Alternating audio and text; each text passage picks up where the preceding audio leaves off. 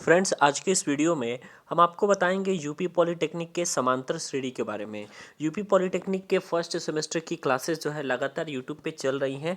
तो ऐसे में आप हमारे चैनल को सब्सक्राइब करके और बेल आइकन को यदि प्रेस कर देते हैं तो आपको लेटेस्ट वीडियो की नोटिफिकेशन सबसे पहले मिलती रहेगी। ये आपका यूपी पॉलिटेक्निक के फर्स्ट सेमेस्टर के अप्रॉक्सीमेटली मुझे लगता है ये चौथी पाँचवीं क्लासेस हैं। इसके पहले भी मैंने फर्स्ट सेमेस्टर के बहुत सारे वीडियो अपलोड कर दिए हैं।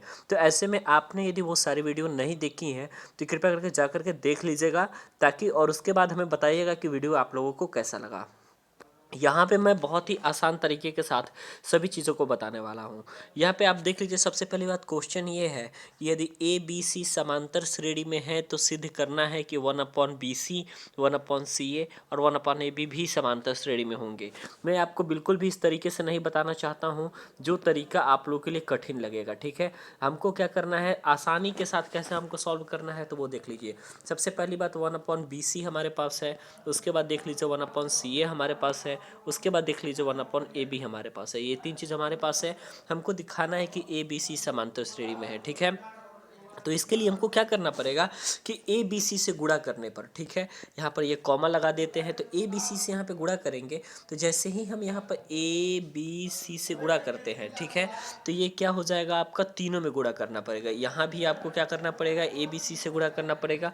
यहाँ भी आपको क्या करना पड़ेगा, ABC से गुणा करना पड़ेगा। तो यहाँ पर B से B यहाँ पे कैंसिल हो जाएगा, आपका C से C कैंसिल हो जाएगा। यहाँ पे आप देखें तो C से C कैंसिल हो जाएगा, A से A कैंसिल हो जाएगा। यहाँ पे देखेंगे तो आप B से B कैंसिल हो जाएगा, A से A कैंसिल हो जाएगा।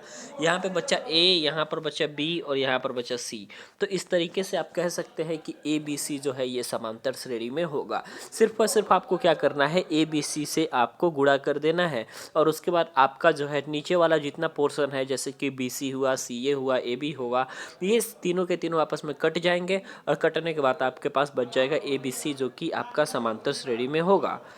अब हम आपको बताते हैं अगले प्रश्न के बारे में। ठीक है, अगला प्रश्न आपको ये कह रहा है कि 2 + 4 + 6 + 8 + ... 2n के n पदों का योगफल की आपको गणना करनी है। ठीक है, आपको क्या करना है कि n पदों के योगफल की गणना करनी है कि n पदों का योगफल इसका कितना होगा। ठीक है, तो ऐसे में आप लोगों को इस क्वेश्चन को सॉल्व करने के लिए क्या करना पड़ेगा, इस क्वेश्चन को यहाँ पर सबसे पहली बात समांतर श्रेणी लिख लेते हैं।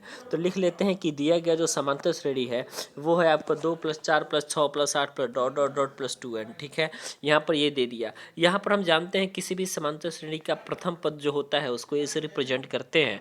तो यहाँ पे a = 2 है आपका। ठीक है, उसके बाद हम देख रहे हैं तो सर्वांतर जो आपका है वो d होता है आपका T2 - T1। तो T2 आपका 4 है, T1 आपका 2 है, तो 4 में से 2 गया, 2 हो गया। ठीक है, तो कॉमन डिफरेंस जिसको सर्वांतर कहते हैं वो आपका 2 आ गया। तो हम जानते हैं दोस्तों कि समांतर श्रेणी के जो n पदों का योगफल हम ज्ञात करते हैं, उस n पदों के योगफल के ज्ञात करने का जो फॉर्मूला होता है वो होता है n/2 2a + n - 1 × d।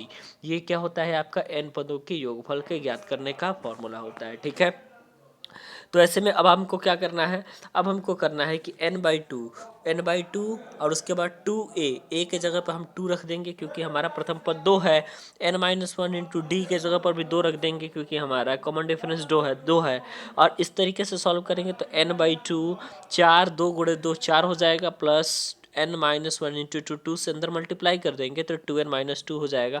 तो n/2 ऑलरेडी हो जाएगा, 2n + 2 हो जाएगा। ठीक है, 2 यहाँ से आप कॉमन लेंगे तो ये डिनोमिनेटर का जो 2 है, 2 से 2 कैंसिल हो जाएगा और बचेगा आपका n ब्रैकेट में n+1।